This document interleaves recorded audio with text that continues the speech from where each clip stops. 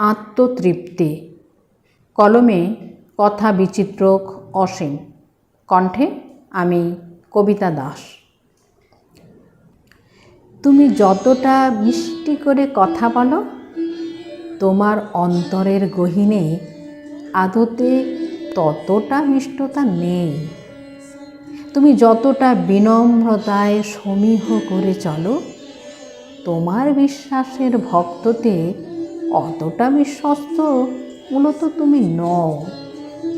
তুমি যতটা নিজেকে পারদর্শিতায় জ্ঞানী ভাবো, প্রকৃতপক্ষে তুমি অনুকরণ ধারণায় চলো।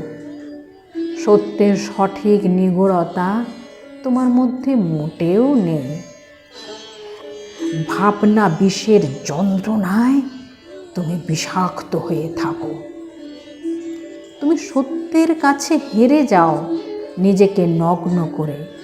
তুমি যতই ধর্মের কথা বলো, অধর্মের অনাচারের অন্ধকারে ততই তোমার আনাগোনা। রঞ্জিত অলঙ্কারে তুমি নিজেকে যতই মনোরঞ্জন করে তোলো, আলো যেমন অন্ধকারকে ছুঁয়ে নিজের সীমানা স্থাপন করে, তুমি তেমন অন্ধকারকে ছুঁতে পারোনি।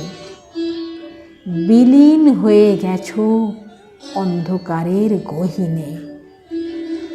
তুমি যতটা নিজেকে শান্ত প্রকার ভাবো, ধৈর্যের সহ্যের বাঁধ তোমার ততটা শক্ত নয়। তাই মোক্ষম সময় প্রকৃতির সত্য স্বভাব অনায়াসে বের হয়ে আসে। তুমি নিজেকে যতটা মানবতার দূত ভেবে থাকো, তার থেকেও নৃশংস অমানবিকতার নিষ্ঠুরতা তোমার থেকে প্রকাশিত হয় বিতরণে। যতটা বুদ্ধির শিখরে বেত্তা নিজেকে ভাবো, ঠিক ততটাই হীন বুদ্ধির দোসরতা জেগে ওঠে তোমার প্রসঙ্গ মূলে। কখনো কখনো নিজেই নিজের কাছে অপরিচিত হয়ে যাও। রাগ আর জেদ তোমাকে বিচলিত করে ধরে। যে ভুলটা করতে এত ভয় পাও, শেষে সেই ভুলটাই করে বসো। যেন তীরে এসে তরি ডোবা। সব ভালোর মধ্যে এক বিন্দু ফোঁটা অপযশ। শৌখিনতায় কলঙ্ক।